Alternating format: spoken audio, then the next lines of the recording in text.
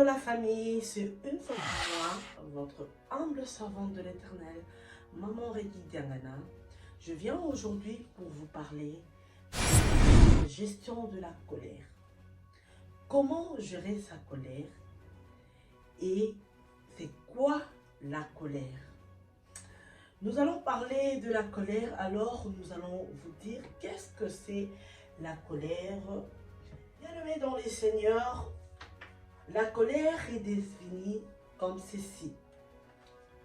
On dit ici que la colère est un sentiment de base, se manifestant par un mécontentement, un courroux, une irritation, une exaspération et constitue une réaction à une situation jugée comme mauvaise d'une façon ou d'une autre. Nous avons bien entendu comme on a défini la colère. Si je vais encore plus loin, ici on nous dit quoi par rapport à la colère? On dit ici que la colère est un état affectif violent et passagère, résultant du sentiment d'une agression, d'un désagrément, une frustration traduisant un vif mécontentement entraînant de manifestations physiques ou psychologiques par une personne. Ces manifestations peuvent être contrôlées. Donc ici, nous avons tous compris comme on nous définit la colère. On a dit que la colère est un état affectif, violent et passagère. Oui, bien-aimés, nous savons tous que, nous tous, on peut dire, nous nous fâchons. Il y a parfois des choses qui nous mettent en colère. Il y a des choses que tu ne peux pas supporter. Peut-être qu'il y a une personne qui t'a parlé et cela ne t'a pas plu. Et du coup, tu t'es manifesté par ta colère. Et la colère s'est ressortie de toi et tu commences à agir. La colère, souvent, quand elle vient, c'est comme on nous a dit tout à l'heure, c'est un sentiment qui vient. Et c'est un sentiment qui est passager. Quand ça vient, tu te mets à l'acte, directement, tu ne te rends même pas compte de ce que tu fais. Directement, tu ne te rends même pas compte de ce qui va se passer à l'immédiat. La Bible nous dit, quand on va lire la Bible, nous dit dans Éphésiens 4, 26 à 27, nous allons lire au nom de Jésus-Christ. Éphésiens 4, 26 à 27. La Bible nous dit, si vous vous mettez en colère, ne péchez point, que le soleil ne se couche pas sur votre colère. Si vous vous mettez en colère, ne péchez point, que le soleil ne se couche pas avec votre colère. La Bible continue au 27e verset. La Bible nous dit, et ne donnez pas accès au diable. Ne donnez pas accès au diable. Tu sais quoi? Le diable, lui, il profite. La colère, c'est comme une porte d'entrée pour le diable. Quand tu ne te mets pas en colère, le diable ne saura pas comment rentrer. Mais tu vas voir, quand tu te mets en colère, il y a beaucoup de choses que tu peux faire et tu vas regretter par après. Quand tu agis en colère, bien aimé, tu ne peux jamais faire quelque chose de bon. Il y a parfois la colère qui est en nous. Il y a des choses peut-être que tu as vécues quand tu étais enfant. Et cela te ronge. Et du coup, tu commences à te mettre en colère à chaque instant. Quand tu penses peut-être que qu'on t'a fait du mal et cela est resté dans ton cœur, tu vas commencer à agir de façon que tu ne vas même pas contrôler par rapport à la colère. Alors, comme la Bible nous a dit, quand toi tu te mets en colère, il ne faut jamais et jamais dormir avec la colère.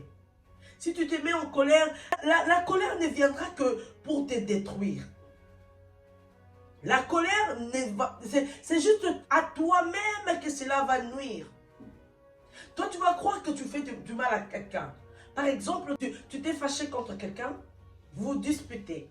Toi, la colère va te faire penser que quand toi, tu cries à l'autre, et l'autre va te comprendre directement. Or que tu fais l'erreur. Quand toi, tu cries, à cause de la colère, ça va te pousser à crier très fort à la personne. Et la personne, du coup, elle aussi va chercher à crier sur toi et vous n'allez jamais vous comprendre. Et par après, il y aura quoi? La bagarre. Et après cette bagarre, vous allez voir peut-être que à cause de la colère, il y a des gens qui se sont tués. Il y a beaucoup de gens qui ont perdu leur mariage juste à cause de la colère. La colère peut te sortir des paroles de ta bouche qui va blesser l'autre. Peut-être que tu ne te rends pas compte au même moment que la parole que tu as sortie de ta bouche fait du mal à l'autre. Et c'est par après, quand tu vas te rendre compte, après la colère, parce que la colère, comme on l'a dit, c'est un sentiment qui vient et qui part. Et quand cette colère vient, et si toi tu ne sais pas contrôler la colère, tu vas agir de façon que tu vas regretter par après. Oui, comme je l'ai dit, il y a beaucoup qui ont perdu leur mariage à cause de la colère, qui ont perdu leur enfant à cause de la colère.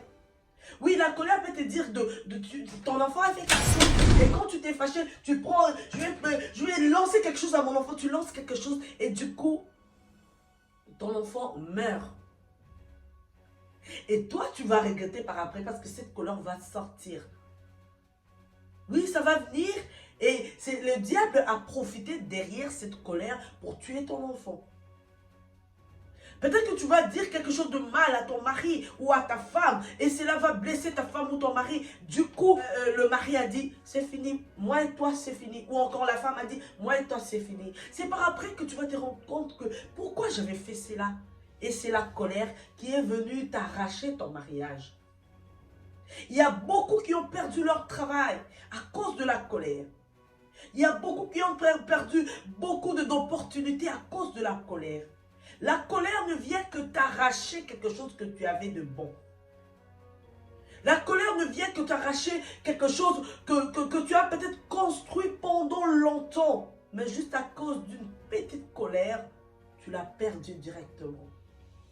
Alors bien-aimé, je vais te demander de prier ton Dieu. Car notre Dieu, il est lui-même, comme on l'a dit dans la Bible, il est lent à la colère, riche en bonté. Lui qui a créé l'univers, il est lent à la colère. Malgré nos péchés, malgré nos fautes, malgré que nous sommes toujours là à lui faire du mal, mais lui, il ne fait que nous pardonner. Alors bien aimé, je vais te demander d'apprendre aussi à pardonner les autres. Parfois, on va te dire quelque chose qui va te faire du mal, mais retiens-toi. Si quelqu'un te dit quelque chose qui t'a choqué, déplace-toi directement. Au lieu de réagir avec la colère et regretter après, déplace-toi directement. Tu vas dans ta chambre, tu pries ton Dieu. Tu demandes à Dieu de t'aider à ne pas agir avec la colère. Si tu as une colère qui est tellement excessive, bien-aimé, demande à Dieu de t'aider. Que l'Esprit Saint t'aide à cela. Que l'Esprit Saint t'aide à ne pas te fâcher à tout moment, bien-aimé. Moi qui vous parle là, moi, je t'ai experte en colère. Je vous dis, je t'ai experte en colère. Quand je m'ai fâché, personne ne pouvait être là, bien-aimé. Parce que je ne faisais que de dégâts. La colère ne m'avait pas aidé à aller de l'avant. La colère m'a toujours arraché de bonnes choses. La colère m'a fait perdre beaucoup de choses. Mais grâce à Dieu, bien-aimé, grâce à Dieu, quand j'ai commencé à prier, quand j'ai commencé à faire appel au Saint-Esprit, bien-aimé, je vous dis, comme je suis là, la colère est partie d'un seul coup. Je ne sais même pas qu'est-ce que je fais, mais je commençais à supporter des choses que auparavant je ne pouvais pas supporter. Grâce à l'Esprit de Dieu, grâce au Saint-Esprit, il m'a aidé à comprendre des choses d'une autre manière.